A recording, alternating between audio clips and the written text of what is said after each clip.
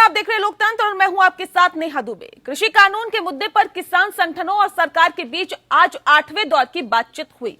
आज की बैठक भी बेनतीजा रही। सरकार और किसान अपने रुख पर अड़े हुए हैं। सरकार ने आज की बैठक में साफ कर दिया है कि वो कृषि कानूनों को वापस नहीं लेगी।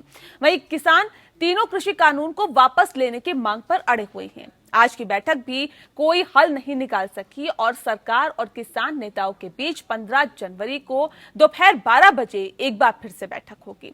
बैठक के बाद कृषि मंत्री नरेंद्र सिंह तोमर ने कहा कि किसानों से वैकल्पिक प्रस्ताव के लिए कहा गया, लेकिन किसान संगठन कोई प्रस्ताव नहीं दे पाए।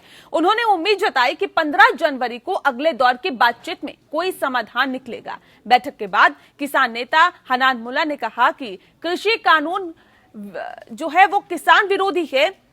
11 जनवरी को किसान संगठनों की बैठक होगी। वहीं दिल्ली की सीमाओं पर कड़ाके की ठंड में प्रदर्शन कर रहे देश के किसानों का आंदोलन आज 44वें दिन भी लगातार जारी रहा। इससे पहले 4 जनवरी को हुई बातचीत भी बेनतीजा रही थी। दरअसल 30 दिसंबर को छठे दौर की वार्ता थोड़ी सफल रही। इस दौरान सरकार ने आंदोलनकारी किसानों को 2 मांगों पर उनकी सहमति जताई थी। इसके अलावा अन्य दौरों की बातचीत जो है वो बेनतीजा रही। कृषि कानून वापस लेने की और एमएसपी पर दोनों पक्ष अड़े हुए हैं। कृषि कानूनों को लेकर सरकार और किसानों में गतिरोध लगातार बना हुआ है। पहले ही केंद्र सरकार ने साफ किया है कि वो कृषि कानून को वापस नहीं लेगी। वहीं किसान नेताओं की मांग है कि सरकार तीनों कृषि कानून को वापस लें।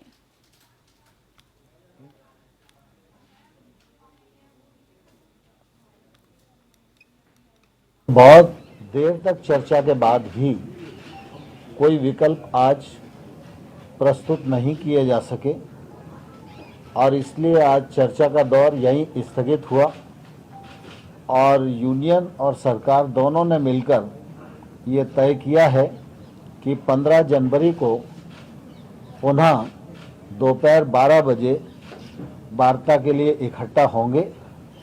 वो लोग भी अपने यहाँ बात करेंगे, हम लोग भी अपने यहाँ बात करेंगे और मुझे आशा है कि 15 तारीख की जो बैठक होगी उसमें कोई समाधान ढूंढने में हम लोग सफल होंगे। सरकार ने ये नहीं कहा। स्वाभाविक रूप से हम लोकतांत्रिक देश के नागरिक हैं और हमारे लोकतंत्र में राज्यसभा और लोकसभा से कोई कानून पारित होता है तो स्वाभाविक रूप से उसका विश्लेषण करने का अधिकार माननीय उच्चतम न्यायालय को ही है और इसलिए उच्चतम न्यायालय के प्रति प्रत्येक नागरिक की और भारत सरकार की और सभी की प्रतिबद्धता स्वाभाविक रूप से है ही। और इसलिए ये विषय आता है क्योंकि सुप्रीम कोर्ट में 11 तारीख को डेट भी लगी है, तो सुप्रीम कोर्ट की बातचीत इस मामले में आती है। लेकिन सुप्रीम कोर्ट जिस दिशा में निर्णय देंगे तो सरकार तो सुप्रीम कोर्ट के प्रति प्रतिबद्ध है ही। हम लोग बोला कि हम रिपील के अलावा कोई बात सुनने के लिए तैयार नहीं है। रिपील के बगैर कुछ नहीं। सरकार बोला ये नाम को दोबारा बोलने का कोशिश किया, हम उसको नकार दिया। ये बात हम नहीं सुनेंगे, बहुत सुन लिया। रिपील को बोला तब ठीक है, तो हम लोग एक कोर्ट में चलो। कोर्ट में क्यों जगह? सरकार के साथ हमारा किसान का सीधा सवाल है, सरकार के साथ कोर्ट में हम नहीं जाएंगे। On 15 2 PM again they propose the meeting of the date. So our organization will meet on 11 and then we will discuss it. Then we will come. सरकार ने कहा भी 11 तारीख को कोर्ट में है, पता नहीं कोर्ट में क्या है। हम नहीं कोर्ट के बीच में गए। कौन गया कोर्ट में, उसका काम होगा, हमारा कोर्ट का काम नहीं है। हमारी तो लोगों की चुनी हुई सरकार है, इसी से हम जो फैसला करेंगे इसी से करवाएं। और राज्यपाल साहब तो कह रहा है कि हमारे तीनों कानून वापस दो, रद्द करो उनको, नए कानून बनाने के लिए कमेटी बनाओ, एमएसपी के ऊपर नया कानून लाओ। तो वो तो वही कसियां एमएसपी के ऊपर कहती है कि हम उसको कानून बना देते हैं, खिलाना करते हैं। लेकिन पहले जो कानून रद्द कर लो, फिर उसके बाद एमएसपी का भी चौथा कानून बना दो। उसके बाद जो है कि कमेटी बनाओ जिसमें सरकार के नुमाइंदे बैठे, खेतीबाड़ी माहर बैठे, बुद्धिजीवी बैठे, किसान बैठे, फिर नया कानून बनाने की बात तो हम कह रहे हैं। जी हां, तमाम अटकलों के बीच ये बैठक हुई और ये बैठक एक बार फिर से बेनतीजा। कृषि कानून के मुद्दे पर किसान संगठनों और सरकार के बीच 8वें दौर की बातचीत भी बेनतीजा ही साबित हुई। दरअसल सरकार अपने रुख पर अड़ी रही और किसान अपने रुख पर अड़े रहे। सरकार ने आज की बैठक में साफ कर दिया है कि वो कृषि कानून को वापस नहीं लेगी, वहीं किसान तीनों कृषि कानून को वापस लेने की मांग पर अड़े रहे। ऐसे में आज हम तफसील से चर्चा करेंगे क्योंकि तारीख पर तारीख मिलती जा रही है, इसके क्या मायने हैं। हमारे साथ खास मेहमान मौजूद है, उनसे आपका परिचय करा देते हैं। राकेश सिंह जी हमारे साथ है, राष्ट्रीय प्रवक्ता है बीजेपी किसान मोर्चा के, बहुत स्वागत है आपका। राज सिंह देसवाल जी हमारे साथ जुड़ गए हैं, राष्ट्रीय सचिव है भारतीय किसान यूनियन के। देसवाल साहब बहुत स्वागत है आपका भी। अरविंद कुमार सिंह जी हमारे साथ जुड़ गए हैं, वरिष्ठ पत्रकार है। अरविंद जी बहुत स्वागत है आपका। और संदीप दास जी भी हमारे साथ स्काइप से जुड़े हुए हैं, वरिष्ठ पत्रकार है। संदीप जी आपका भी बहुत स्वागत है। इस खास कार्यक्रम की देसवाल जी आपके साथ सवाल इस बात को लेकर कि एक बार फिर से तारीख पे तारीख मिल रही है। अब अगली तारीख मिली है 15 जनवरी की, कैसे देखते हैं इसे आप? देखिए, जिस तरीके से ये वार्ताएं चल रही हैं 3 दिसंबर से शुरू होके और अब तक ये 8वीं है, वैसे हम लोग 9वीं भी कह देते हैं कि बीच में एक बार अमित जी से भी हुई थी। इस मीटिंग का हमको पहले ही से पता था कि इस मीटिंग में कुछ भी जो है ना सकारात्मक निकलकर बाहर नहीं आएगा। आज भी आपने देखा होगा कि ये जो वार्ताकार सरकार ने नियुक्त करके हमारे एग्रीकल्चर मिनिस्टर और वाणिज्य मंत्री पीयूष गोयल जी, ये लोग यहाँ किसानों से मिलने से पहले किसी और मंत्री से भी मिले हैं, बड़े मंत्री से। वहां से इनको एक निर्देश जैसे भी मिले होंगे, अपनी सरकार चलानी है इन्हें, और आते ही जो है ना वही डाक के 3 पात, फिर जो है ना कुछ निकल कर बाहर नहीं आया। अब ये 15 जनवरी कह रहे हैं, 15 जनवरी को भी स्थिति यही रहनी है। साथ में आज एक नई बात भी कही तोमर साहब ने कि भाई आप लोग जो है ना सुप्रीम कोर्ट चले जाओ।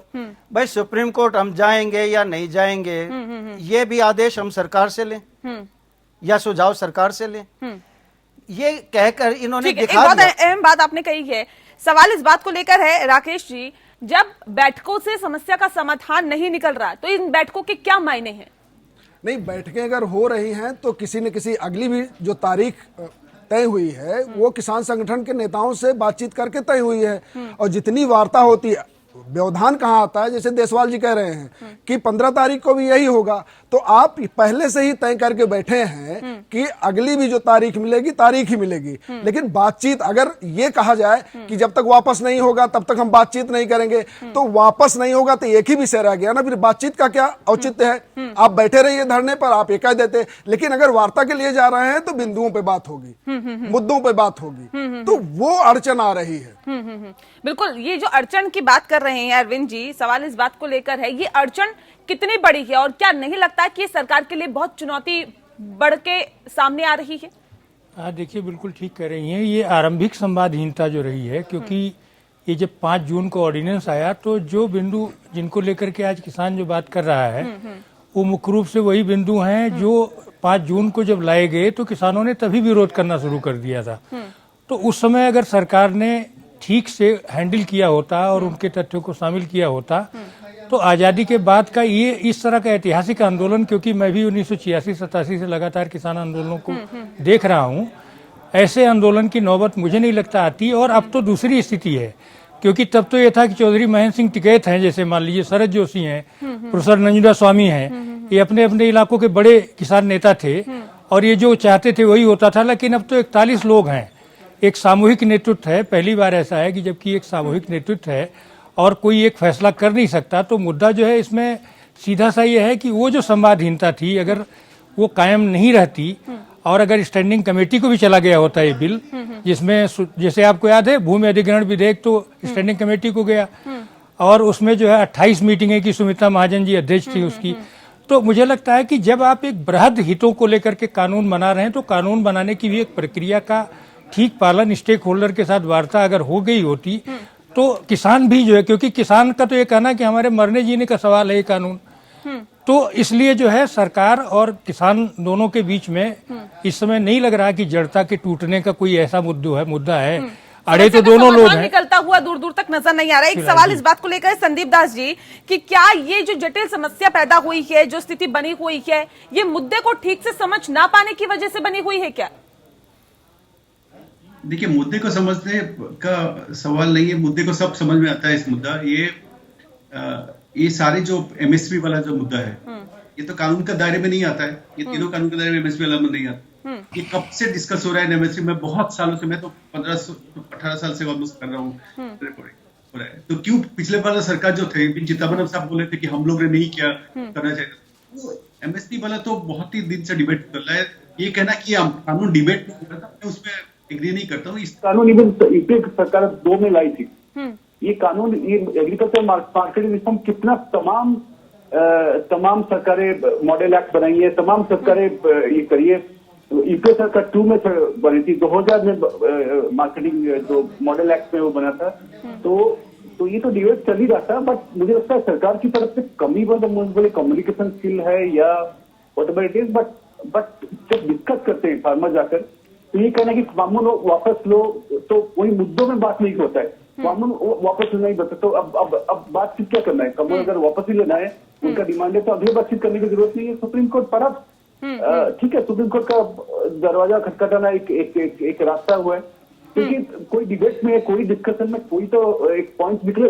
आप बोलेंगे कानून हटाओ तभी तो डिस्कशन क्यों नहीं? 8वां राउंड हो गया, इतना साल चल गया, तो उसको मुझे नहीं लगता आगे कोई बढ़ेगा। सुप्रीम कोर्ट का रास्ता ही सही है। और 15 तारीख आई थिंक 10-11 जो कुछ फार्मर्स ऑर्गेनाइजेशन अप्रोच किए सुप्रीम कोर्ट को, वो शायद 10 या 11 को आने वाला है कुछ जजमेंट। तो मुझे लगता है उसमें जो शायद कुछ निकलेगा। और तो मुझे तो नहीं लगता ये स्टेलमेंट कंटिन्यू रहेगा। मुझे नहीं लगता है कोई, क्योंकि जो कोई एक 41 ऑर्गेनाइजेशन चाहता है कि कानून वापस लो, सरकार नहीं चाहता है, तो कहाँ डिस्कशन का कोई दायरा नहीं है, कहाँ निगोशिएशन हुआ है? डिस्कशन होता है गिव एंड टेक में। ठीक है, देसवाल जी, सवाल इस बात को लेकर है जिस बात का जिक्र अभी संदीप जी कर रहे थे कि सरकार ने किसानों से कहा था कि वैकल्पिक प्रस्ताव दीजिए, और किसान जो है वो नहीं दे पाए। तो कम से कम मुद्दों पे तो बात होनी चाहिए, जिस बात का जिक्र अब लगातार किया जा रहा है कि एक हठ धर्मिता अपनाना, या फिर यूं कहना कि आप तो जी कानून को वापस लीजिए, हम तो ये करवा के ही रहेंगे, नहीं तो हम हटेंगे नहीं। लेकिन क्या नहीं लगता कि मुद्दों पे बात होनी चाहिए, उन बिंदुओं पे बात होनी चाहिए जहां पे आपत्ति है? देखिए, जहां तक एक बात क्लियर हो चुकी है, ये जो बिल है ये आपस में इंटरलिंक है एक दूसरे के साथ में। जब कोई बिल बनाया जाता है तो आप ये ना समझ लीजिएगा कि वो कोई 5वीं पास का बच्चा बैठ के उसको बना रहा है। इसको बड़ी चतुराई से, बड़ी एक षड्यंत्र के तहत जो है ना ये बिल बनाए गए हैं। और इसमें सारा का सारा जब तक ये वापस नहीं होंगे, और ये एमएसपी जो है ना, ये जब तक ये 3 बिल नहीं आए थे, किसान इस तरीके से जो है ना एमएसपी का लीगल स्टेटस की बात कर रहे थे क्या? नहीं कर रहे थे। वो सिर्फ सरकार से ये कहते थे कि साहब आप एमएसपी तो फिक्स कर देते हो, लेकिन खरीदारी इस पे नहीं होती है। देखिए, अगर कोई आप समस्या बता रहे हैं कि जी ये समस्या है, तो क्या नहीं लगता कि इसका समाधान भी बताना चाहिए? अगर सरकार ये कह रही है कि वैकल्पिक प्रस्ताव आप दीजिए हमें, कि आप क्या चाहते हैं और इसका विकल्प क्या है, क्या किया जाए इसके बजाय, तो क्या उस प्रस्ताव को नहीं रखना चाहिए? देखिए, ये हमारी सरकार है, हमारी चुनी हुई सरकार है। इन्होंने शुरू में कहा कि आप जो है ना अपना जो है प्रस्ताव हमारे को दो। किसानों ने जितनी उसमें समझ थी, हम लोग जो है ना उतने ड्राफ्ट वाले वो आदमी नहीं है लीगली वो बना दें। हमने 4 पॉइंट सरकार के सामने रख दिए कि भाई सबसे पहला है कि तीनों कानून जो है ना ये आप वापस ले लीजिए। दूसरा यह है कि एमएसपी को लीगल स्टेटस दे दीजिए, पराली और बिजली वाला था। तो दोनों पे जो है ना वे एग्री कर गए कि भाई ठीक है, हम इसको जो है ना ये जैसे जैसे आप कह रहे हो चेंज कर देंगे। इसी तरीके से इन बिलों के ऊपर भी चर्चा हुई थी कि एमएसपी को लीगल स्टेटस देना है। बताओ अब इसके अंदर क्या कम कर दें, ठीक है। राकेश जी, सवाल इस बात को लेकर है कि जब वो लीगल जामा पहनाने की बात कर रहे हैं, कह रहे हैं कानूनी जामा पहना दीजिए, आप कह रहे हैं जी लिखित में ले लीजिए। नहीं, सवाल इस बात को लेकर है कि जब आपकी नीयत और नीति दोनों स्पष्ट है, साफ है, तो कानूनी जामा पहनाने में क्या दिक्कत? नहीं, मैं कह रहा हूं कि यही तो अड़चन है। तर्कसंगत यही नहीं लगता है कि आप 4 मुद्दे रख रहे हैं, पहला ही मुद्दा रखते हैं कि कानून वापस ले लिया जाए, तो बात किस पर करेंगे? जब कानून ही वापस ले लिया जाएगा तो आप कानून के किस बिंदु पे बात करेंगे?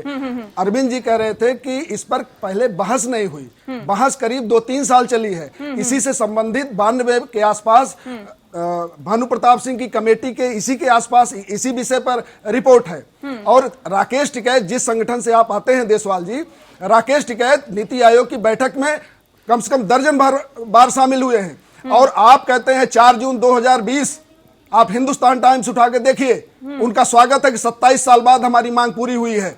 यह स्थिति है कि राजनीतिक कैसे, अब कह रहे हैं राकेश सिंह टिकैत कि 24 तक, तो राजनीतिक 24 में लोकसभा चुनाव। मुझे ब्रेक लेना है। देखिए, ऐसा है कि ये बातें जो है ना, ये इतने छोटे से टाइम के अंदर अगर इसको बहुत ही विस्तार से बात करने की जरूरत रहती है। समय के साथ साथ आदमी के जो है ना जरूरतें बदल जाती है, उसका जो है ना सोचने का तरीका भी बदल जाता है। एक टाइम था जब हम अपने जो गन्ना बोते थे उसका हम कोल्हू चलाते थे, गुड़ बनाते थे, शक्कर बनाते थे, खांड बूरा बनाते थे।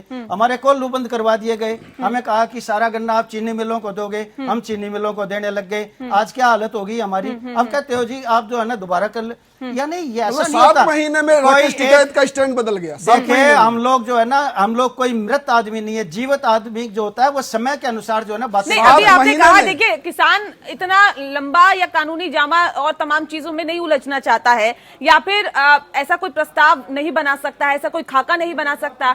अभी आप कह रहे हैं कि तमाम चीजें आप जानते हैं, समझते हैं, लेकिन सवाल इस बात को लेकर है कि जो तमाम चीजें बात हो रही है, जो मुद्दों पे बात हो रही है, क्या नहीं लगता कि देखिए अब समाधान की तरफ हमें आगे बढ़ना चाहिए। एक ठंड लगातार बढ़ती जा रही है, बारिश ऊपर से हो रही है, कोहरा पड़ रहा है, और इस बीच जब किसान अन्नदाता सड़कों पर बैठे हैं तो किस तरह की स्थिति से उन्हें गुजरना पड़ रहा है, इससे कहीं ना कहीं सभी को वाकिफ होना चाहिए, सरकार को भी समझना चाहिए। दरअसल बात हो रही है किसानों की, अन्नदाताओं की, और खास मेहमान लगातार हमारे साथ जुड़े हुए हैं। अरविंद जी, सवाल इस बात को लेकर जिस बात का जिक्र आज नरेंद्र सिंह तोमर ने किया और ये कहा कि अगर आपके पास अगर लगता है कि समस्या का समाधान नहीं हो रहा तो आपके पास विकल्प है, आप सुप्रीम कोर्ट जाइए। क्या नहीं लगता कि अगर ये स्थिति जो है वो पिछले 44 दिनों से बनी हुई है तो इस वक्त अब वो समय भी आ गया है कि सुप्रीम कोर्ट का दरवाजा खटखटाया जाए? देखिए बिल्कुल, लेकिन सवाल ये है कि ये सुप्रीम कोर्ट की अगर बात होती तो सरकार के सामने किसान क्यों आते।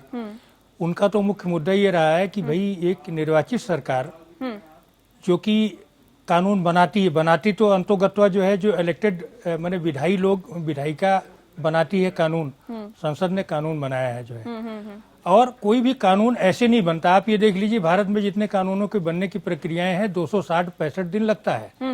लेकिन जो राकेश जी जो कह रहे थे भानु प्रताप कमेटी की बात, भानु प्रताप की कमेटी जो 1990 में बीपी सिंह सरकार ने बनाई थी। 1991 में उदारीकरण के बाद वो कमेटी निरर्थक हो गई, क्योंकि भानु प्रताप कमेटी ने खेती को उद्योग का दर्जा देने संबंधी बहुत सारी बातों की जांच पड़ताल की।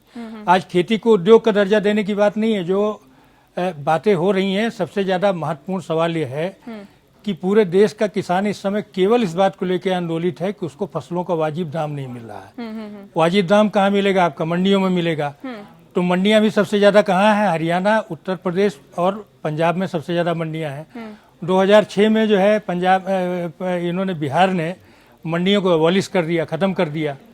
तो अब इस आपके पास एक मॉडल था कि क्या बिहार के किसानों को फायदा हो गया है मंडियां एबॉलिश होने से। तो मंडियां, अगर आज की मंडियां जो है, जो कि जिनको आज के तारीख में अगर उनको आप सुधार करना चाहते हैं तो 25,000 करोड़ रुपए चाहिए। इस सरकार ने जो ई-नैम जो इलेक्ट्रॉनिक मंडियों के लिए जो एक व्यवस्था की है, इस समय अगर आप गौर करेंगे तो पिछले 5-6 सालों में मंडियों पर 500 करोड़ रुपए से ज्यादा खर्च नहीं हुआ। अगर आप ऐसे देखेंगे तो सवाल है कि जो इन्वेस्टमेंट, ह्यूज इन्वेस्टमेंट मंडियों पर हुआ है वो निरर्थक ना हो जाए। तो किसानों की जो ये बात उठ रही है कि आप एमएसपी पर खरीद की गारंटी करिए। किसान को इससे लेना देना नहीं कि उस सरकार की मंडी खरीद रही है, उसको अंबानी खरीद रहा है या अडानी खरीद रहा है। उसको इस बात की गारंटी अगर मिल जाती है कि जो उसका अनाज बिक रहा है, उसके लिए न्यूनतम की बात हो रही है, समर्थन की नहीं। समाधान निकलता हुआ तो दिखाई सरकार नहीं को दे रहा। चाहिए, नहीं सरकार को चाहिए कि इस समय एमएसपी के कानून की पहल करे। किसान को अगर वाजिब दाम मिलने लगेगा तो मुझे लगता है कि राकेश जी भी सहमत करेंगे, आधी समस्या हल हो जाएगी उसकी। हो सकता है, देखिए आप जब आप टेबल पर बैठते हैं तो कोई न्यूनतम कोई चीजें तो आप रखेंगे सामने ताकि किसान को कुछ उछल लगे। सवाल का जवाब ले लेते हैं। राकेश जी, सवाल इस बात को लेकर है कि जिस बात का जिक्र अभी अरविंद जी कर रहे थे कि किसानों को अपनी फसलों का उचित दाम नहीं मिल रहा और इसीलिए किसान जो है बेहद परेशान है। प्रधानमंत्री नरेंद्र मोदी कहते हैं कि 2022 तक किसानों की आय को दोगुना कर दिया जाएगा। हमारी जो अर्थव्यवस्था है $5 ट्रिलियन की बन जाएगी। सवाल इस बात को लेकर है, जब तक अन्नदाताओं के अच्छे दिन नहीं आएंगे, क्या लगता है कि देश की अर्थव्यवस्था बेहतर हो पाएगी? नहीं, यही स्थिति है ना कि आज जो कुछ आंदोलन हो रहे हैं, जो नेता शामिल हैं, महेंद्र सिंह टिकैत भी इसी क्षेत्र के बड़े किसान नेता थे। महेंद्र सिंह टिकैत ने एपीजे अब्दुल कलाम को पत्र लिखा था इसी मंडी से बाहर इस चंगुल से छुटकारा पाने के लिए। और देशवाल जी, अशोक बालियान उनके सहयोगी हुआ करते थे, लंबे समय तक उनके काम किया है। उनकी जो किताब आई है 98 पेज पे वो पत्र छपा हुआ है। तो महेंद्र सिंह टिकैत जिस चीज की मांग कर रहे थे, ये सरकार उसको लेके आई है। और दूसरी चीज अरविंद जी कह रहे थे, बात सही है। मान लीजिए कि 90 में भानु प्रताप सिंह की कमेटी की रिपोर्ट आई, 92 से उदारीकरण आया तो निरर्थक हो गई।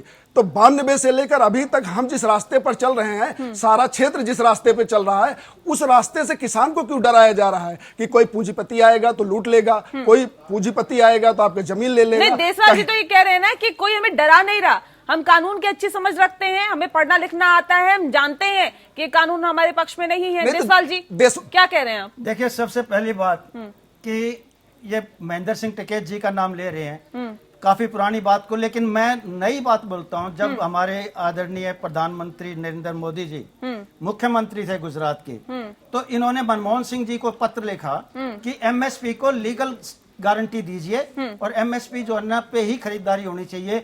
ये स्वयं नरेंद्र मोदी जी ने चीफ मिनिस्टर होते हुए पत्र लिखा है और जो रिकॉर्ड के अंदर है। तो आज वही नरेंद्र मोदी जी जो है ना क्यों मना कर रहे हैं, वही प्रधानमंत्री अब क्यों मना कर रहा है?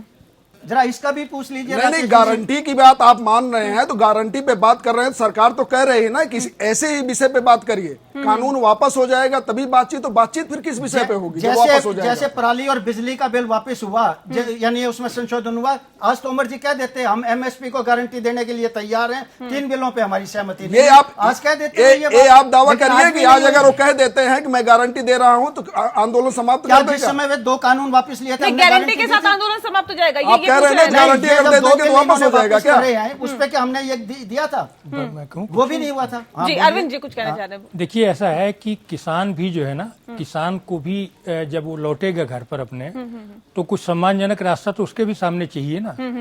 ऐसा तो है नहीं कि सरकार का ही केवल सम्मान है, किसान का तो कोई सम्मान नहीं है। नहीं, सवाल ये भी है ना सर, कि देखिए, सरकार को झुका के क्या किसानों को नहीं, सम्मान है? इसमें कोई तो रास्ता निकलेगा तभी तो हो जाएगा वापस। तो उसमें रास्ता जो है, देखिए आधा रास्ता, मैंने कहा कि आधा रास्ता केवल मूल्य नीति से निकलता है। और ये मूल्य नीति भी जो है ये सबसे अहम है जो मैं बता रहा हूं, क्योंकि आप क्या करते हैं, 23 फसलों के दाम तय कर रहे हैं ना, लेकिन किसान केवल 23 फसलें तो नहीं पैदा कर रहा है जो है। तो जो बालियान जी की चर्चा कर रहे थे, बालियान जी का ये कहना था कि सरकार का जो मौजूदा जो अभी जो कानून बना हुआ सरकार का, उसी के तहत एक व्यवस्था की जा सकती है कि आप न्यूनतम बिक्री मूल्य तय कर दीजिए हर फसल का ना। तो न्यूनतम बिक्री मूल्य का मतलब यह है कि आप न्यूनतम की बात कर रहे हैं, अधिकतम की बात नहीं कर रहे हैं। जी। किसान तो अधिकतम पर खरीदता है जो सामान खरीदता है। तो न्यूनतम बिक्री मूल्य अगर तय हो जाती है तो किसान के पास एक सम्मानजनक राह होगी, वो भी अपने लोगों को समझा सकेगा कुछ। ठीक है, संदीप जी से हम रिएक्शन ले लेते हैं। संदीप जी, जिस बात का जिक्र अभी अरविंद जी कर रहे हैं, क्या अब जो मसला है, देखिए समस्या के समाधान ढूंढने की तरफ नहीं है, अब क्या एक जो मसला है एक दूसरे को झुकाने का है। किसान चाहते हैं कि हम सम्मानजनक मुद्दे के साथ ही घर लौटे, हम सम्मान लेते हुए ही घर लौटे, और ये जब घर लौटे तो ये तय हो कि हाँ, जिस मांगों को लेकर हम सड़कों पर उतरे थे वो मांगे हमने मनवा ली सरकार से, या फिर सरकार ये अपनी हठधर्मिता के साथ है, वो चाह रही है कि अब हमने कानून तो बना दिया है, अब हम वापस नहीं लेंगे, नहीं तो और भी तमाम ऐसे लोग हैं जो सड़कों पर उतर आएंगे, बोलेंगे ये भी कानून वापस लीजिए, हमारे हित में नहीं है, हक में नहीं है। तो अगर सरकार इस तरह से कानून वापस लेती रहेगी तो भी गलत संदेश जाएगा। क्या मसला है, कैसे देखते हैं आप इसे? मसला तो ये कि थोड़ा सा ईगो इशू भी इसमें आता है कि मैं मतलब जो कुछ स्लोगन, आज का जो मीटिंग में कुछ स्लोगन था, तो बहुत सारा आपत्तिजनक भी था, कुछ तो कि मरेंगे दौड़ेंगे, वो सब चीज आज का जो मीटिंग होता है उसमें जो सर्कुलेट हुआ था, मैं देख रहा था, थोड़ा सा ईगो हैसल्स भी है। एंड जहां तक मिनिमम सपोर्ट प्राइस कर दीजिए, जो देखो मार्केट चलता क्या है, डिमांड सप्लाई में। आप आज देखिए अभी जो जनवरी 1 में एक उदाहरण देता हूँ अनियन का, क्योंकि 23 सीएससीपी ने 24 कमोडिटी का एमएसपी डिसाइड करती है।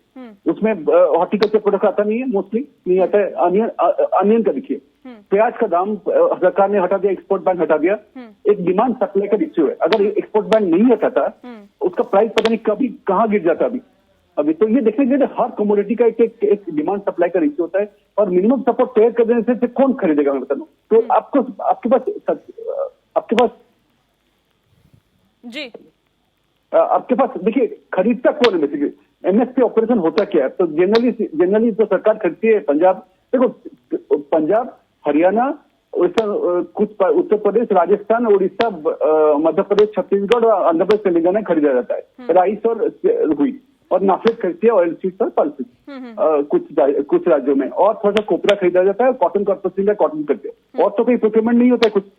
तो आप सोचते कि अब एलआई सेक्टर को क्या करोगे। मैं एक प्रपोज कानून को देख रहा था जो एक किसान संगठन ने कराया कि एमएसपी को लेकर, उसमें लाइफ स्टॉक भी है। आज आप बता रहे आज जो पोल्ट्री का सीजन आज एक फ्लू के वजह से जो पोल्ट्री का डिमांड कम हो गया, तो आप एमएसपी लगा दो। मतलब अगर 100 रुपए का पोल्ट्री का दाम है तो आज अगर उसको बर्ड का दाम 50 रुपए है तो वो कौन देगा 50? कौन प्राइवेट सेक्टर खरीदेगा? कोई भी खरीदेगा। तो एक डिमांड सप्लाई में चलता है। उसी में मुझे लगता है सबसे बड़ा तो किसान संगठन ये डिमांड करना चाहिए कि फर्टिलाइजर सब्सिडी, जो इतना बड़ा सब्सिडी रहता है उसको डायरेक्टली दिया जाए, किसान को दिया जाए, रात रोटिंग कंपनी एमएसपी मिले। पंजाब सरकार को, पंजाब का किसान को मुद्दों पे बात करनी चाहिए, कम से जमा कम इस करेगा। समस्या के समाधान की तरफ अग्रसर होना चाहिए दोनों पक्षों को, ताकि मुद्दे का समाधान निकले और जाहिर तौर पे जो समस्याएं हैं उनका हल निकाला जा सके, उनका हल ढूंढा जा सके। खास मेहमान लगातार हमारे साथ मौजूद है। देसवाल जी, सवाल इस बात को लेकर जिस बात का जिक्र अभी हम ब्रेक पे जाने से पहले कर रहे थे कि जब ये कहा जा रहा है, देखिए समस्या का समाधान निकलता हुआ दिखाई नहीं दे रहा, तारीख पे तारीख मिलती जा रही है। एक और तारीख आपको मिल गई है 15 तारीख, यानी कि 15 जनवरी को फिर बातचीत होगी दोपहर 12 बजे। सवाल इस बात को लेकर है, जब समस्या का समाधान नहीं होता और निकलता हुआ दिखाई नहीं दे रहा, तो ऐसे में क्या आप लोगों का आंदोलन जारी रहेगा या फिर इसका एक और विकल्प जो नरेंद्र सिंह तोमर ने बताया कि सुप्रीम कोर्ट जाएंगे, क्या जाएंगे क्या आप लोग? देखिए, अभी तक तो हमने जो है ना अपना जो प्रोग्राम है वो देश के सामने रख दिया है कि कैसे कैसे हम जो है ना 12 तारीख को क्या करेंगे, 13 तारीख को क्या करेंगे, उसके बाद में 18 तारीख को, फिर 23 तारीख को और फिर 26 जनवरी तक का तो प्रोग्राम हम अपने देश के सामने रख चुके हैं, सरकार के सामने रख चुके हैं। अभी एक नई बात इन्होंने कही है कि सुप्रीम कोर्ट चले जाएंगे। इन्होंने एक सुझाव दिया है या इशारा किया, जो भी किया होगा, इस पे हम 11 तारीख को विचार करेंगे कि भैया सरकार ने कहा है कि सुप्रीम कोर्ट चले जाओ। 11 तारीख को वैसे भी सुप्रीम कोर्ट में हियरिंग है ही, देखते हैं वहां क्या होता है। हम लोग तो गए नहीं कोर्ट में। नहीं, जब समस्या का समाधान नहीं निकलेगा तो उसका विकल्प क्या है? या तो ठंड में बैठे रहें, नहीं, अभी तक तो उठाते रहे, ऐसा है ना, तारीख पे तारीख लेते रहे। नहीं, ऐसा नहीं होगा, ऐसा नहीं होगा।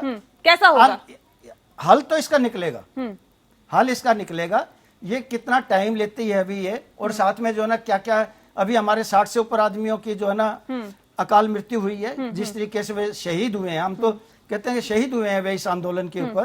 तो और हो सकता है कि अभी और हम लोगों को जो है ना बलिदान देना पड़े। देखिए, बड़े से बड़े मुद्दे का समाधान जब समाधान ये अभी जैसे एमएसपी पे बात हो रही है, एमएसपी पे सभी मानते हैं कि हाँ भाई इसको कानूनी दर्जा दे दीजिए।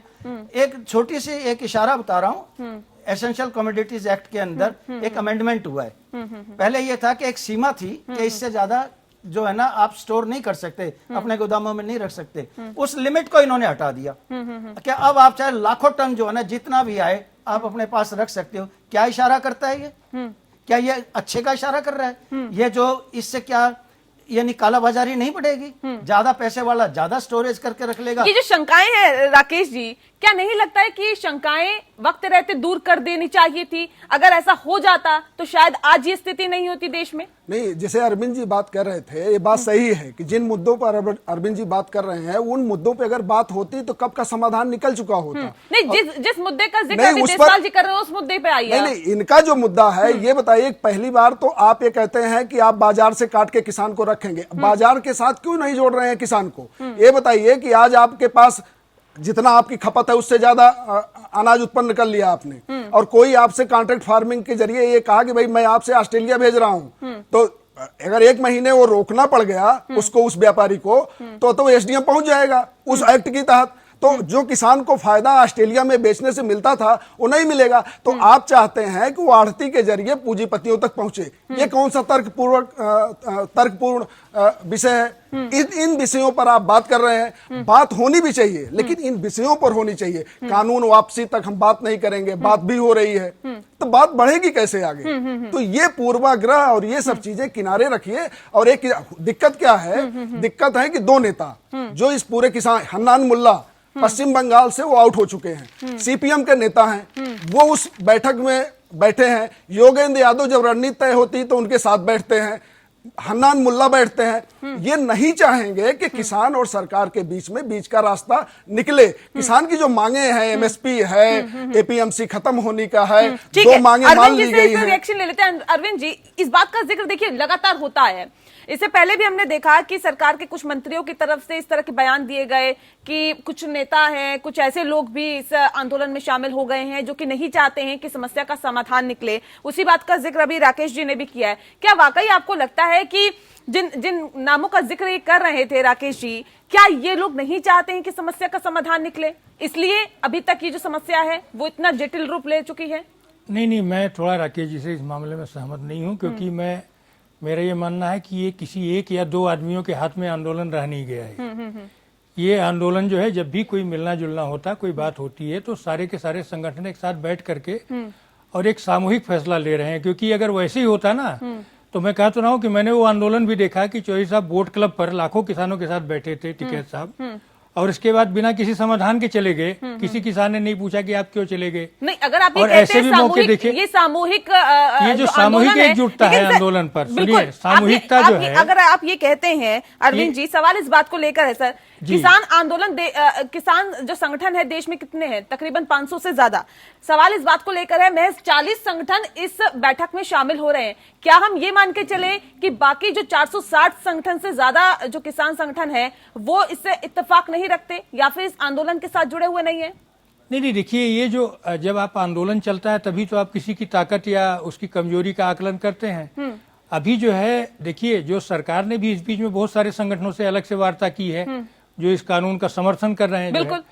लेकिन सच बात तो ये है कि इस समय मुख्य धारा के संगठन शामिल हैं। मैं उनकी बात नहीं कर रहा हूँ, भारतीय किसान संघ जैसा बड़ा संगठन भी है, मैं ये नहीं कर रहा हूँ, या राजनीतिक दलों के अपने संगठन भी बिल्कुल, हैं। बिल्कुल। मैं उनकी बात नहीं कर रहा हूँ, लेकिन ये जो किसान संगठन है, ये भारत के प्रमुख किसान संगठन है, और इनको जो है सरकार ने भी इनको महत्व दिया है, क्योंकि वार्ताएं इन्हीं से हो रही हैं। तो मेरा ये कहना है कि अब समय आ गया है कि ये तारीख पर तारीख ना हो, और सम्मानजनक समाधान के लिए कुछ कदम आगे सरकार बढ़े और कुछ कदम ये बढ़े, क्योंकि ये नहीं हो सकता कि केवल किसान बढ़ेंगे और सरकार नहीं बढ़ेगी।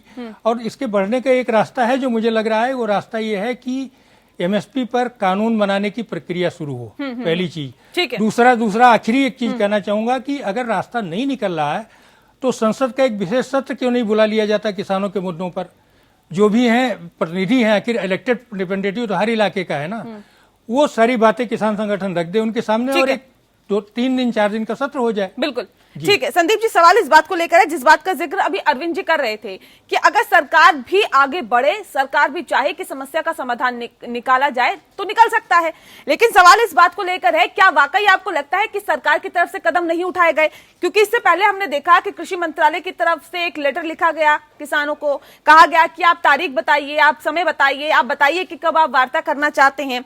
लगातार जो कृषि मंत्री है इस पूरे मसले पर बहुत गंभीरता से विचार कर रहे हैं, प्रधानमंत्री से लेकर तमाम जो मंत्री हैं वो इस मसले पर लगे हुए हैं। लेकिन क्या अगर इस तरह की बातें फिर भी उठती है कि सरकार इसको लेकर गंभीर नहीं है, अगर सरकार चाहे गंभीरता से समाधान करना तो सरकार चाह सकती है और कर भी सकती है, क्या वाकई आपको लगता है कि सरकार गंभीर नहीं है और जो अभी तक कदम उठाए जा रहे हैं या उठाए गए हैं वो नाकाफी है? देखिए, अगर गंभीर नहीं होता तो दोनों दोनों जो मांग थे, उन्होंने जो इलेक्ट्रिसिटी एक्ट का प्रपोज अमेंडमेंट था और जो पराली जाने का वो वापस नहीं लेते, क्योंकि निगोशिएशन चल रहा है, दोनों तरफ से निगोशिएशन चल रहा है। और मैं भी ये भी सोचता हूँ कि जो फार्मर्स इतना ठंड में प्रोटेस्ट कर रहे हैं, उनका खेत कौन देख रहा है इस पॉइंट ऑफ टाइम? 40-45 दिन हो गया, जो गेहूं है वो फसल है, वो भी देखिए, वो भी तो सफर हो रहा है, कोई ना कोई देखिए है वो खेत। और ये मैं किसान संगठन तो वो सेक्टर बहुत सारे संगठन इसको सपोर्ट भी कर रहे हैं। महाराष्ट्र का देखिए, महाराष्ट्र में समझ नहीं पाता कि जो मेजर कमोडिटी है, जो फ्रूट्स एंड वेजिटेबल्स है, वो तो आउट ऑफ एफएमसी आ चुका है, मंडी में आ चुका है फ्रूट्स वेजिटेबल्स में। तो क्या आधा फ्रूट मंडी बंद हो गए? तो ये सब चीज कुछ कम्युनिकेशन है क्या, वो सब चीज जानने की जरूरत है। और मैं तो हमेशा बोलता हूँ किसान संगठन ये भी मांग करना चाहिए कि एमएसपी डायरेक्टली एमएसपी का जो रकम है, राइस का रकम, मैं तो हमेशा बोल रहा हूँ कि पंजाब क्यों नहीं दे पा रहा है सीधा खाते में, क्यों आरटीआई के खाते में जाता है ये? तो वो जो राइस नहीं, बिल्कुल ये मसले तो देखिए हर कोई चाहता है, आम आदमी भी चाहता है, आम नागरिक भी चाहता है कि जो आज तक किसान जो है वो घाटे की खेती करता हुआ आ रहा था लेकिन अब ना करे, इसके लिए जाहिर तौर पे कदम उठाने चाहिए। लेकिन एक सवाल यहाँ पे मेरा राकेश जी आपसे है कि सर 43 दिनों से 44 दिनों से लगातार धरना, लगातार आंदोलन, और इस कड़कड़ाती ठंड में बारिश हो रही है, ओस पड़ रही है और इस ओस और बारिश के बीच जो किसान है वो लगातार बैठा हुआ है अपने बेहतर मंसूबों के साथ, अपनी उन मांगों के साथ जिसको वो घर से ये सोच के आया था कि अब तो अगर आएंगे वापस तो जाहिर तौर पे सरकार से ये मनवा के ही आएंगे कि आप ये तीनों कृषि कानून वापस लीजिए। लेकिन अब क्या सरकार ये सोच के बैठ गई है कि एक ना एक दिन ठंड पड़ रही है, बारिश हो रही है, ओस गिर रही है, दिक्कतें इन्हें हो रही है, इनके टेंटों में पानी घुस रहा है, चले जाएंगे, कितने दिनों तक बैठेंगे, ये सोच के बैठ गई है क्या सरकार? नहीं, अगर ये सोच के बैठी होती तो वार्ता नहीं करती। दो कानूनों तो पर वार्ता से नहीं, समाधान वार्ता कहाँ नहीं, निकल रहा है? दो कानून वापस किया है। हाँ। इन्हीं आप किसान संगठनों की वजह से। और आप ही ने अभी जिक्र किया कि नहीं, 500 के क्या उन दो कानून मसले हैं क्या आपके? इतने बड़े मसले हैं जितने बड़े ये दूसरी बात है ये कुछ नहीं है, ऐसा नहीं है। ये जो है ना, ऐसा है 1 2 3 4 होना है। हाँ। तो ये जो है ना, अगर कहते हैं कि हमने दो आप क्या कर दिया, ये तो दो कह रहे हैं राकेश जी, बड़ी मेहरबानी इनकी। नहीं तो कहते हैं 50% डिमांड्स हैज बीन एक्सेप्टेड। हाँ, ये बात नहीं, आप चार मुद्दे रखे थे तो 50% बात करने ये तय करके बैठे हुए हैं। किसान इस सरकार की प्राथमिकता में है ही नहीं। हम भी जानते हैं ये कि ये जो है ना हमारे साथ जो व्यवहार करेंगे। तो पहले कौन सी सरकार की प्राथमिकता ऐसा है, अगर थे तो 70 साल से ये स्थिति क्यों है ये आपने कहा कि 500 से ज्यादा संगठन है, किसान संगठन 35 से सरकार बात कर रही है। सरकार की नीयत साफ है, एक किसान संगठन की अगर असहमति है तो उसको भी हम उस बातचीत से निकालेंगे हल। तो ये गंभीरता दिखाती है कि 500 में 35 से भी बात कर रही हो, एक से भी बात तुम्हारा फाइनल, बस ये नीयत साफ है। तुम जो तुम्हारे मन में आए तुम करो। कह भी दिया आज उन्होंने, भाई तुम सुप्रीम कोर्ट चले जाओ, अब हमारा एक बार हाथ खत्म करो मामले को कि भाई हमने कुछ नहीं करना, बस जो करना था कर दिया, अब आपके रास्ते खुले हैं, जो करना है आप करो। सुप्रीम कोर्ट जाना है या अपने घर जाना है, ये तो आपको एक सकारात्मक कदम की तरफ समझना चाहिए। आपको नहीं लगता कि अगर सरकार ने कह दिया कि सुप्रीम कोर्ट के रास्ते खुले हैं तो वहां से तो निष्पक्ष कहीं ना कहीं 2 दिन नतीजा आएगा, पहले फैसला सरकार होगा। ने कहा है कि हमें सुप्रीम कोर्ट में अभी डेट बढ़ा दो, क्योंकि हमारी वार्ताएं चल रही हैं और बड़ी सकारात्मक हैं और 8 तारीख को बहुत ही अच्छे परिणाम आने की संभावना है। ये कह के इन्होंने डेट बढ़वाई थी। देशवाल जी अभी तक कह रहे थे कि पूरा कानून ही आपका संगठन, तमाम संगठन कह रहे हैं कि पूरा कानून ही असंवैधानिक है। अगर असंवैधानिक है तो किसके पास जाएंगे? अदालत के पास जाएंगे ना, सुप्रीम कोर्ट के पास जाएंगे ना। तो इतना सुप्रीम कोर्ट कह दिया तो इतना नाराज क्यों हो रहे हैं आप? नहीं, सुप्रीम कोर्ट में अदालत है, पेंडिंग है केस। सुप्रीम कोर्ट में और जाने की जरूरत क्या? आप गए क्या? नहीं, हम गए क्या? लेकिन सुप्रीम कोर्ट ने तो खुद बुला लिया। आप क्या नहीं लगता कि देखिए जब समस्या का समाधान नहीं निकल रहा तो क्या लगता है कि एक समस्या के समाधान की तरफ जो रास्ता हमें दिख रहा है या फिर जो रास्ता हो सकता है हम उस रास्ते पे चलेंगे देशवाल जी? नेहा जी, अब तो सीधी बात मैं आपसे पूछूं, 11 तारीख को क्या हम सुप्रीम कोर्ट जा सकते हैं? अभी तो इन्होंने 15 तारीख हमें फिर दे दी कि भाई 15 तारीख को आ जाओ। अभी आप फिर चला के देख लो तोमर साहब की स्टेटमेंट, वो कह रहे हैं उस दिन अवश्य जो है ना हल निकलेगा। आज भी कह रहे हैं वो 15 को नहीं, उन्होंने दी नहीं, दोनों आपस सहमति तो पर 15 तारीख तय हुई है। हर बार तारीख ऐसा तो नहीं है, सरकार की सरकार मर्जी से अगर होती है। किसान संगठन नहीं चाहते हैं तो वो तारीख ही न तय होती। ये पहली बात तो आप दिमाग से निकाल लीजिए। दोनों की सहमति से तारीख तय हो बात तो रही है। बहुत अलग है। टाइम भी सरकार की मर्जी से तय होता है, 2:35, 2:30, अब 12 बजे का। हम तो टाइम भी तय नहीं करते, जो ये कहते हैं मान लेते हैं। मान रहे हैं ना, भरोसा है तब मान रहे हैं ना। अरविंद जी, अब सवाल इस बात को लेकर है, देखिए समस्या का समाधान निकलता हुआ दिखाई नहीं दे रहा, एक के बाद एक तारीखें मिलती जा रही है और अब अगली तारीख 15 यानी कि 15 जनवरी को एक बार फिर से बैठक होगी। किसान कह रहे हैं कि हमसे नहीं पूछा जा रहा है, हमारी नहीं मानी जा रही है। जो सरकार है वो कह रही है कि अगर समस्या का समाधान के लिए गंभीर सरकार नहीं है तो फिर कैसे अगली तारीखों पे तारीख मिलती जा रही है? अगर समस्या का समाधान नहीं हो रहा तो अगला रास्ता क्या है, विकल्प क्या दिखता है आपको? क्या नहीं लगता कि सुप्रीम कोर्ट ही एक विकल्प है? क्योंकि देखिए जो आंदोलन हो रहा है इससे न सिर्फ किसानों को बल्कि आम जनता को भी तकलीफ हो रही है। नहीं, ये आम जनता क्या, किसान भी इस बात को समझ रहा है। सबसे बड़ा तकलीफ तो किसान को ही हो रही है अगर आप देखें जिस तरह के माहौल में, मौसम में बैठे हुए हैं। अब किसान का ये कहना है कि जो कानून जिसने बनाया है, जिस संस्था ने, उस कानून को, क्योंकि कानून तो बनते भी हैं और कानून रद्द भी होते हैं। जो आप देखिए कि सरकार ने कई ऐसे कानूनों को जो निरर्थक हो गए थे उनको वापस किया। ऐसे कानूनों को लेकर के एक पूरी प्रक्रिया रही है। मैं ये नहीं इसमें जा रहा हूँ, लेकिन ये है कि स्टेक होल्डर्स अगर बात कर रहे हैं, मतलब स्टेक होल्डर्स जो हैं उन्होंने किसी कानून पर सवाल उठाया है तो, और सरकार से वार्ता चल ही रही है और सरकार का ये कहना है कि सुप्रीम कोर्ट जाइए आप जो है, तो सुप्रीम कोर्ट एक रास्ता हो सकता है। मैं ये नहीं कह रहा हूं कि रास्ता नहीं है, लेकिन सवाल है कि अगर इन्हें सुप्रीम कोर्ट ही जाना होता तो यहाँ आके क्यों बैठते? क्योंकि इनको तो एक कानून और बनवाना लेकिन अरविंद जी, ये भी तो बनवाना एक है, सवाल है ना कि ये आखिर कब तक बैठे रहेंगे? क्योंकि ये जो 3 कानून है ये आपस में जुड़े हुए हैं। हाँ हाँ और इन कानूनों को जमीन पर उतरने के बाद क्या स्थिति होती है, हाँ। ये आप देखिए 5 जून से ये कानून बन चुके हैं। तो इस 5 जून से मुझे तो नहीं लग रहा कि कोई बड़ा कायाकल्प हो गया हो एग्रीकल्चर सेक्टर में, क्योंकि ये ठीक है कि गेहूं की वसूली जो थी वो खत्म हो चुकी थी जब ये कानून बना है, लेकिन धान की तो वसूली चल रही है, आप उठा के देख लीजिए। ठीक है, कायाकल्प और अभी नहीं- तक सुनिए, आंकड़ा एक दे रहा हूँ बिल्कुल, कि हाँ। अभी तक पूरे भारत से 70 लाख से कम किसानों से जो है धान खरीदा गया है। आप अंदाजा लगा लीजिए, इतने विशाल देश में 70 लाख, और जो कुल खरीद हुई है वो एक माने अगर आप उठा करके पूरा आंकड़ा देखिएगा तो चौको उसमें आधा जो है पंजाब से है। तो मैं क्यों कहता हूँ इसमें आधा जो है, ये 3 ही राज्य हैं जो सबसे ज्यादा खरीद जहां हो रही है। जरूरी है उन राज्यों को प्रोटेक्शन देने के लिए जहां खरीद कम होती है, और वो खरीद कहाँ होगी, वो जब तक ये गारंटीड नहीं होगा तब तक ये खरीद नहीं हो पाएगी। ठीक है, खरीद किसी से संदीप जी हो। से इस पे रिएक्शन ले लेते हैं। संदीप जी नहीं, सवाल इस बात को इसमें मैं क्लैरिफाई करता हूँ कि क्योंकि पैडी प्रोक्योरमेंट जो ईस्टर्न स्टेट में जो प्रोक्योरमेंट है लेट में होता है, अभी शुरू हुआ है। आप बताइए ये तीनों राज्यों का मध्य प्रदेश कितना प्रोक्योरमेंट होता है? मध्य प्रदेश सरकार ने प्रोक्योरमेंट किया? जब मैं बताऊं आपको कुछ ऐसा नहीं, कि मैं- मध्य प्रदेश ने इतिहास में पहली बार व्हीट प्रोक्योरमेंट पंजाब से ज्यादा किया है इस साल। और उन्होंने जो व्हीट प्रोक्योरमेंट किया, सुनिए, उन्होंने जो प्रोक्योरमेंट किया है, जो किया है, सुनिए, जो प्रोक्योरमेंट किया है वो पंजाब के मॉडल पर किया है। पंजाब के ऑफिसर्स को भेजा था शिवराज सिंह ने, और उसी मॉडल पर किया था, क्योंकि एमएसपी का मोर सक्सेसफुल मॉडल पंजाब है। प्रोक्योरमेंट 5 साल से दिखे, ये तो 5-6 साल से मध्य प्रदेश से सेकंड नंबर में आ रहा है, और उनका प्रोक्योरमेंट ये नहीं होता है, आरटीआई को एमएसपी नहीं जाता है, फार्मर के अकाउंट में जाता है। पंजाब में से आरटीआई के पास जाता है, हरियाणा में से आरटीआई को पंजाब वहाँ फार्मर के अकाउंट में जाता है। ओडिशा में टैक्स प्रोक्योरमेंट करता है प्राइमरी एग्रीकल्चर सोसाइटी। तो ये कहना कि ये तीनों राज्यों में करता है, सारे राज्यों में कंट्रीब्यूट कर रहा है सरप्लस ग्रेन। अरे 23 राज्यों में कर रहा है भाई, मैं कहा मैंने कि 23 राज्यों में होता है भाई। ना राइस जो procurement। एक्सचेंज का स्टॉक है, आप बताइए क्या करोगे? 25 जो आज का स्टॉक है, आज का स्टॉक से 25-30 मिलियन टन एक्सपोर्ट होंगे, वो क्या करोगे? आप बताइए, एमएसपी करोगे तो उसमें करोगे क्या? वहां ना एक्सपोर्ट कर पाओगे, क्योंकि हमारे जो राजनीतिकरण से एमएसपी का जो रेट है राइस व्हीट, आज व्हीट के इंपोर्ट करना इजियर है। 20% इंपोर्ट ड्यूटी देखकर भी इजियर है देन टू ग्रो।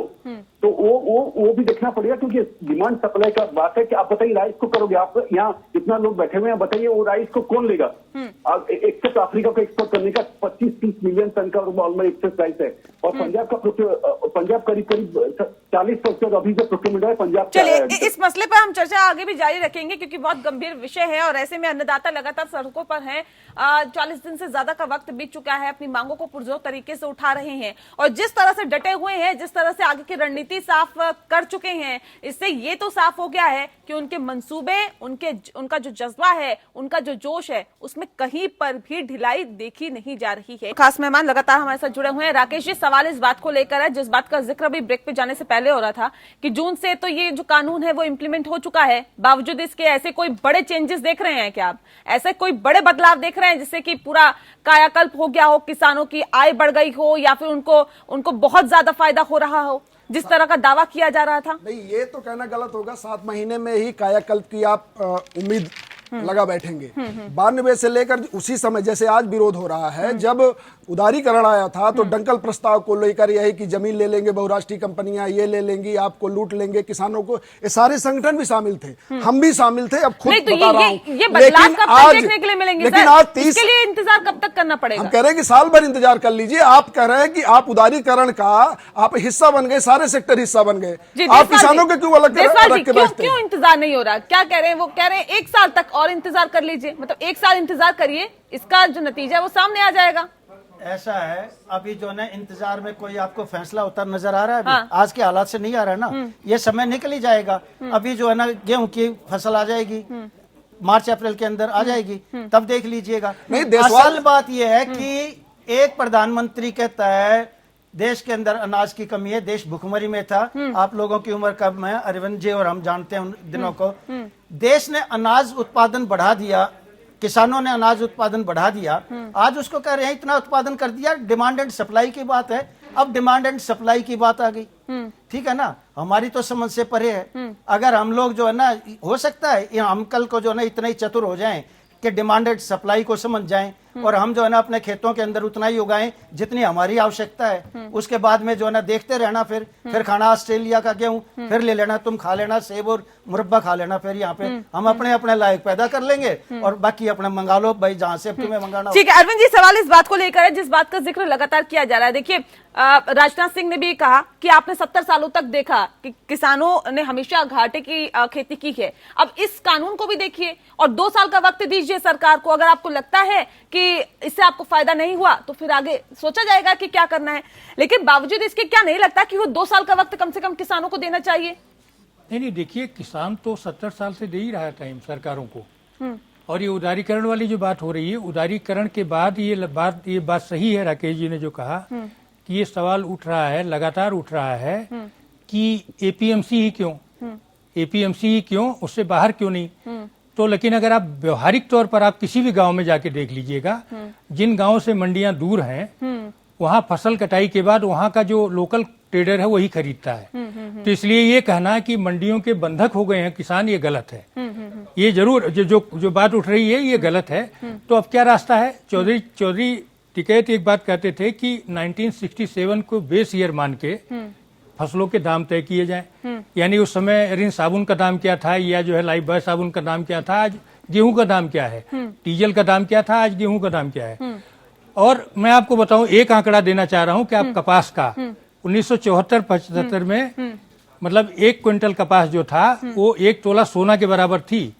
आज आप उठा के देख लीजिए, पिछले 10 साल में मैक्सिमम जो कपास का रेट गया है वो 7,000 रुपए गया है। में एक छोटा सा रिएक्शन संदीप जी मेरा आपसे है, क्योंकि अब समस्या का समाधान तो निकला नहीं है, क्या आप दूर दूर तक देख पा रहे हैं कि तारीखों पर तारीखें मिलने के बाद क्या लगता है कि कानून सरकार वापस ले लेगी या फिर बिना कानून वापस कराए ये जो किसान हैं जो सड़कों पर बैठे हुए हैं ये वापस अपने घर लौट जाएंगे? आप सुन पा रहे मुझे? जी जी। मैं ये कहना चाहता हूँ कि एक तरफ एमएसपी का लीगल गारंटी, लीगल वर्ड कहाँ से आता है? जो कानूनी प्रक्रिया से आता है लीगल। तो एक अभी जो रास्ता निकल कर आ रहा है सुप्रीम कोर्ट की तरफ इशारा हो रहा है, तो वही सा दिखा गया, क्योंकि ये लोग अगर नहीं मानेंगे जो 41 फार्मर्स ऑर्गेनाइजेशन, तो वो कानून तो सुप्रीम कोर्ट डिसाइड करेगा।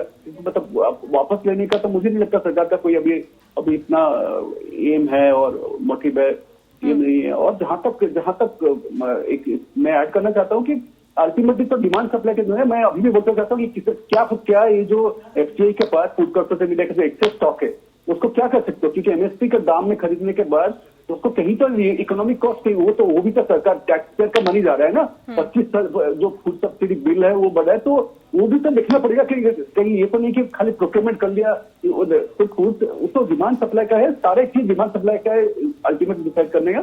मैं बोल रहा हूँ, मैं लास्ट में यही करना चाहता हूँ कि पूरे देश के फार्मर्स ने इस फूड प्रोडक्शन करते हैं, ये नहीं कि कोई एक राज्य में करता है हमेशा, बिकॉज दिल्ली का आसपास नॉर्दर्न में वो हमेशा क्रेजी लिया था। सॉरी टू से दिस, बहुत सारे चलिए बहुत शुक्रिया आप सभी मेहमानों का हमारे साथ इस खास चर्चा में शामिल होने के लिए। समस्या जटिल है और चाहिए कि जल्द से जल्द इसका समाधान ढूंढा जाए, क्योंकि बैठकों पर बैठकें हो रही है, नतीजा निकल नहीं रहा है। और ऐसे में एक बार फिर से तारीख मिल गई है 15 जनवरी, यानी कि 15 जनवरी को दोपहर 12 बजे एक बार फिर से बैठक होगी। अब वाकई देखने वाली बात होगी कि इस बैठक में क्या समस्या का समाधान निकल पाता है या फिर नहीं। इसी के साथ लोकतंत्र में इतना ही। नमस्कार।